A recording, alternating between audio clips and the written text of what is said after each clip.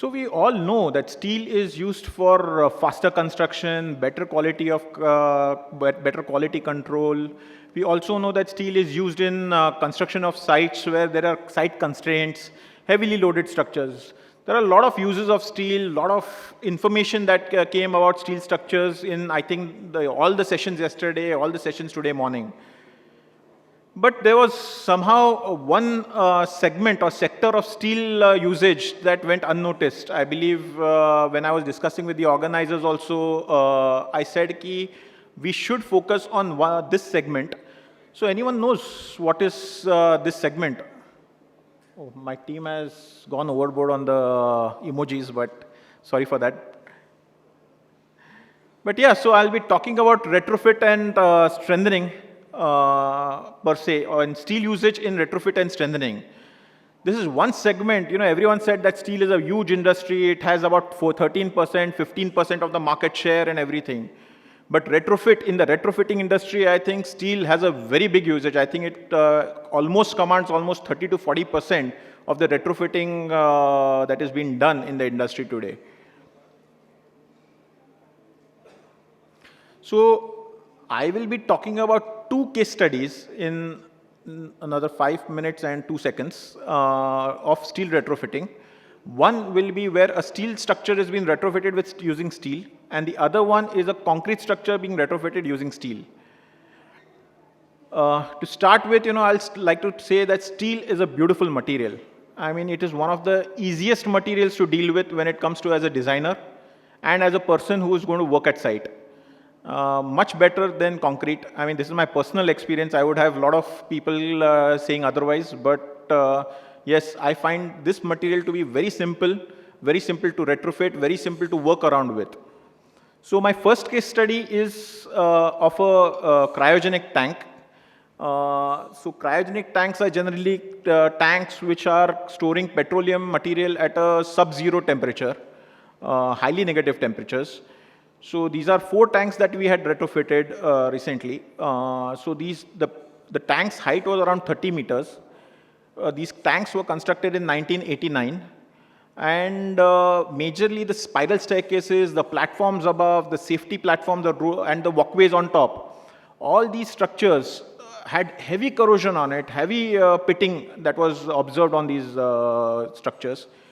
Most of the consultants over there, I was a 3rd consultant appointed on this project. So most of the consultants said, just forget about these platforms and let us go ahead and build an RCC structure all around it. The major problem was this was a cryogenic tank, so no welding was allowed, no gas cutting was allowed, no flames were allowed. So no kind of, hot works were permitted in this area. So nothing could come close to, no hot works could come close to this area. So the only solution was let's construct a separate steel, concrete staircase all around this entire structure and have a separate RCC platform all around it. So yeah, a few photographs of, the platforms and the height of the structure. It's about 30 meters height, like I said. As usual, there were no drawings. Drawings were given to us in sketches like these. So most of the drawings that had to be taken were from site works. We had to take all the drawings based on how surveys done at site. But if you see some of the photographs over here, most of these photographs had pitting, a lot of corrosion, and a lot of damages, if you see. Missing members were there. There was a lot of, pitting and complete, hollow members that were seen in many cases. Many of the bracing members had totally corroded and some of the members had been totally eaten up. So if you see that even where the thickness had been reduced, the thickness had been reduced to a range of 15% to 41%. So a lot of thickness reduction was also done when we found out using a thickness gauge. So what we did over here, I think, was there were 2 challenges. No hot works permitted. So what do? Concrete was another solution, but it would have taken a lot of time and a mammoth amount of cost. So what we decided was, let us go ahead, clean all the members and use a pneumatic drill, using a compressor so that which will not have no sparks on it, and plug the sparks and drill the holes and do a bolted connection everywhere. Wherever the old members had to be replaced, what we did was, instead of using a gas cutting, we went slowly, but we used a cutter, saw cutter over there, hacksaw, to cut all these members out. And then we developed such kind of connection details over there, where plates were being spliced and bolted connections, simple bolted connections were being developed. And such kind of a reform was being done. If you can see these bolted connections. Do you have a pointer? Okay. So such kind of bolted connections were there. So this is a solution that came out of fundamental idea, but this solution I was capable of giving because of the material steel. Steel is such a flexible material. We could do a lot of different juggleries with this. We had stuck the steel using an epoxy bond coat between the two steels were being stuck over there. It was staying without even the bolts over there. So I'll quickly run through I don't have time, but I'll quickly run through my second case study. It is a concrete structure and it has been retrofitted. So this was a school building with a basketball court below and 3 levels of platform on top. So such kind of, cracking, diagonal cracking was being observed at most of the locations. And the school came to us and told us that, this repeated cracking is being observed. We have been painting it for last 2 years. The cracks keep reappearing. So that's when we did an investigation. We found that the compressive strength of the concrete was very low. And yeah, my time's up, but I'll just quickly run through it. Sneha, give me a minute. So so we did reinforcement mapping. We found out the details. We did the analysis, the RCD, all the works. And the girders were found to be deficient in bending. So this is what was happening actually. The girder on which the floating columns were resting was deflecting by more than about 3 inches in a span of about 17 meters. And because of which this cracking was, the floating columns were coming down with it and these cracks in the brickwork were being observed. So what we did was we had to retrofit all the columns had to be retrofitted, the floating columns had to be retrofitted, the beams on top had to be retrofitted.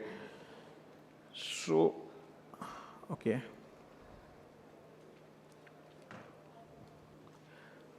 So most of the beams were done using fiber wrapping.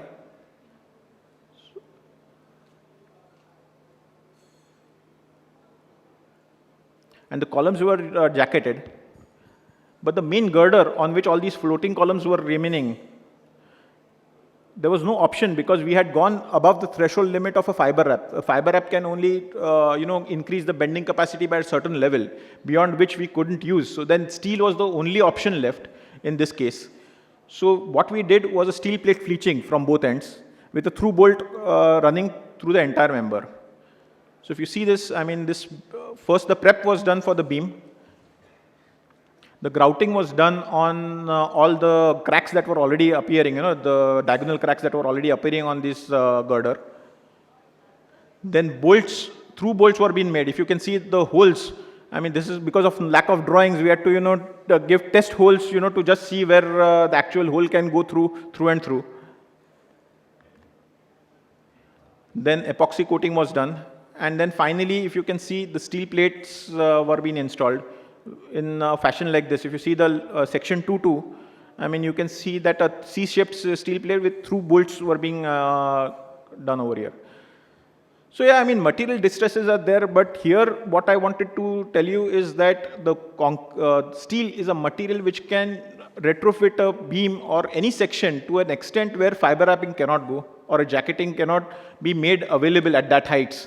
So it's a win-win situation when we use steel. Yes, it is a little bit costlier than the other techniques, I agree to that, but then the speed and the quality in which we can construct these steel retrofits is much better than the concrete or the fiber wrapping that we carry out. So thank you.